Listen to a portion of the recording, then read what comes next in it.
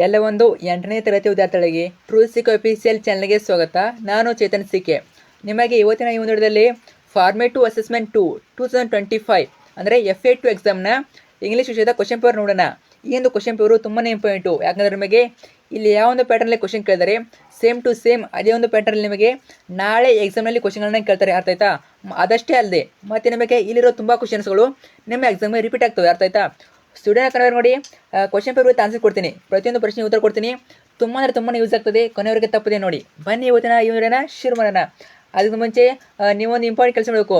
ಅದಕ್ಕೆ ಫಸ್ಟಾಗಿ ವಿಡಿಯೋ ತಂದ್ರೆ ಅಥವಾ ಚಾನಲ್ಗಾರು ಸಬ್ಸ್ಕ್ರೈಬ್ ಮಾಡ್ಕೊಂಡಿಲ್ಲ, ಮಿಸ್ ಮಾಡಲಿ ಚಾನಲ್ ಸಬ್ಸ್ಕ್ರೈಬ್ ಮಾಡ್ಕೊಳ್ಳಿ.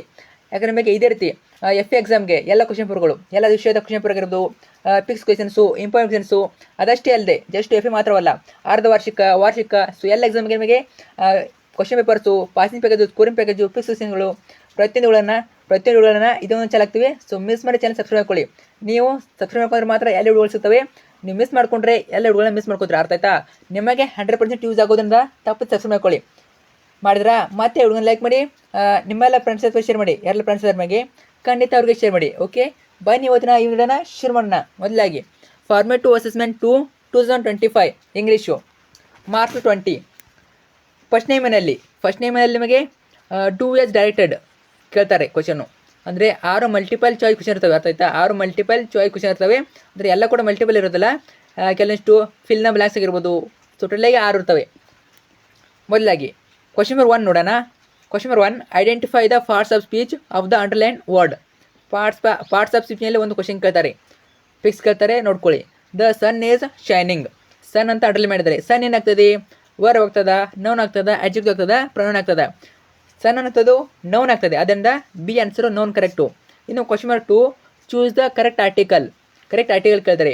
I saw dash elephant at dash zoo. ಇಲ್ಲಿ ಏನು ಬರ್ತದೆ? ಅವ್ರು ಈ ರೀತಿ ಕೊಡ್ತಾರೆ, ABCD ಆನ್ಸರ್ ಕೊಟ್ಟಿದ್ದಾರೆ. ಯಾವುದಾಗ್ತದೆ? ಐ ಸಾವ್ ಯಾನ್ ಆಗ್ತದೆ, ಯಾನ್ ಎಲಿಫೆಂಟ್ ಆಗ್ತದೆ. ಆಮೇಲೆ ಯಾಟ್ ಡ್ಯಾಶ್ ಜೂ ಇದೆ, ದ ಜೂ ಆಗ್ತದೆ. ಅರ್ಥ ಆಯ್ತಾ? ಇಲ್ಲಿ ಯಾನ್ ಯಾಕೆ ಬಂತು ಅಂದರೆ ನೋಡಿ, ಐಸಾ ಆದಮೇಲೆ ಬಿಟ್ಟಿದ್ದಾರೆ, ಗ್ಯಾಪ್ ಬಿಟ್ಟಿದ್ದಾರೆ. ಅರ್ಥ ಆಯ್ತಾ? ಅಲ್ಲಿ ಯಾನ್ ಯಾಕೆ ಬರ್ತದೆ ಅಂತ ಹೇಳ್ತೀನಿ ನೋಡಿ. So AEIOU. ಸೊ ಇವೆಲ್ಲ ಆಲ್ಫಾಬೆಟ್ ಬಂದಾಗ, ಇವೆಲ್ಲ ಅಂದರೆ ಓವೆಲ್ಸ್ ಬಂದಾಗ ಯಾವತ್ತೂ ನಾವು ಯಾನನ್ನು ಬಳಸಬೇಕು. ಅರ್ಥ ಆಯ್ತಾ? ಇವೆಲ್ಲ ಓವೆಲ್ಸ್ ಬಂದಾಗ ಯಾನನ್ನೇ ಬಳಸ್ತಾರೆ. ಆಲ್ಮೋಸ್ಟ್ ನಿಮಗೆ ಗೊತ್ತಿಲ್ಲ ಅಂದರೆ ಹೇಳಿದೆ ಒಂದ್ಸಲ. ಆಮೇಲೆ ಯಾಟ್ ಆದಮೇಲೆ ದ ಯಾಕೆ ಬಂತು? ದ ಜೂ ಯಾಕೆ ಅಂದರೆ ಸೊ ಜೂ ಆಗಿರ್ಬೋದು, ಇಂಥ ಪ್ಲೇಸಸ್ಗಳಿಗೆ ಆಲ್ಮೋಸ್ಟ್ ನಾವು ದ ಯೂಸ್ ಮಾಡ್ತೀವಿ. ಅರ್ಥ ಆಯ್ತಾ? ಸೊ ಸಿಂಪಲ್ ಇರ್ತದೆ, ಅಷ್ಟೊಂದು ಟಫ್ ಕೇಳೋದ್ರಲ್ಲಿ ನಿಮಗೆ ಆರ್ಟಿಕಲ್ ಮೇಲೆ ತುಂಬಾ ಈಸಿ ಕ್ವಶನ್ ಇರ್ತವೆ. ಸೊ ನೀವು ಆಲ್ಫಾಬೆಟ್ನ ನೋಡ್ಕೋಬೇಕು. ಸೊ ಏನಿದೆ ಅಲ್ಲಿ, AEIOU ಇದೆಯಾ, ಸ್ವರ ಇದೆಯಾ, ವ್ಯಂಜನ ಇದೆ ನೋಡ್ಕೋಬೇಕು. ಅರ್ಥ ಆಯ್ತಾ? ಆಲ್ಮೋಸ್ಟು ಓವೆಲ್ಸನ್ನ ಕೇಳ್ಬೋದು, ನೋಡ್ಕೊಳ್ಳಿ ಚೆನ್ನಾಗಿ. ಇನ್ನು question number 3, fill in the blanks with correct article prefix. ನೋಡಿ, ಪ್ರಿಫಿಕ್ಸು ಸುಫಿಕ್ಸ್ ಕೇಳ್ತಾರೆ. Very important. ಈ ಟಾಪಿಕ್ ಮೇಲೆ ನಿಮಗೆ ಎಕ್ಸಾಮಲ್ಲಿ ಕ್ವಶನ್ ಕೇಳ್ತಾರೆ. ಅರ್ಥ ಆಯ್ತಾ?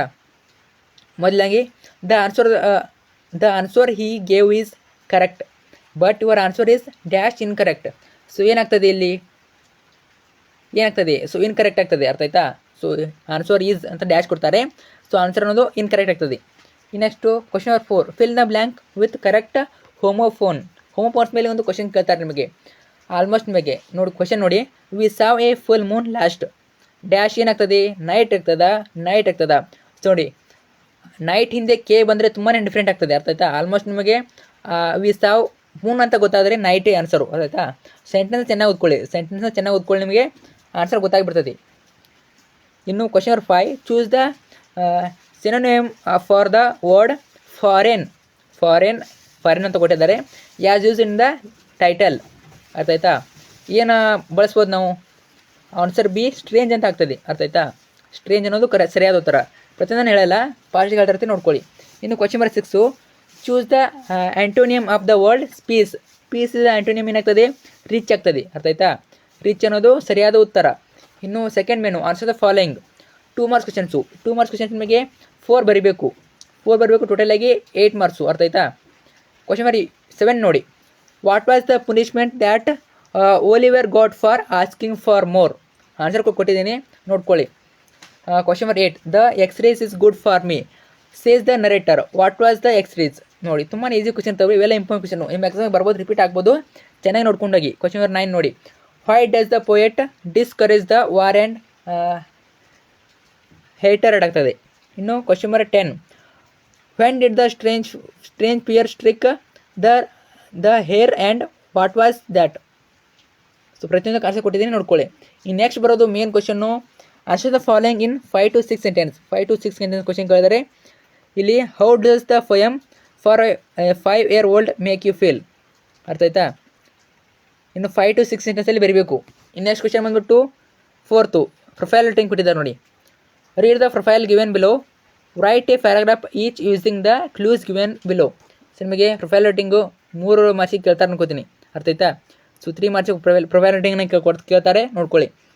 ಸೊ ನೇಮು ಅವ್ರ ಸ್ಕೀಮ್ ಮಾಡಿ ಕೊಟ್ಟಿದ್ದಾರೆ. Date of birth 19th May 1934. Birth place Kasauli HP ನೋಡಿ.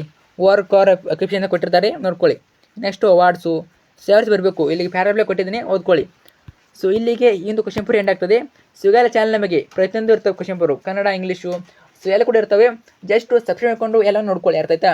ಮತ್ತು ನಿಮ್ಮ ಫ್ರೆಂಡ್ಸ್ ಯಾರು ಗೊತ್ತಿಲ್ಲ ಅವ್ರು ಕೂಡ ಶೇರ್ ಮಾಡಿ, ಸ್ಟೂಡೆಂಟ್ ಶೇರ್ ಮಾಡಿ ಹೇಳಿ ಅವ್ರಿಗೂ. So thank you so much.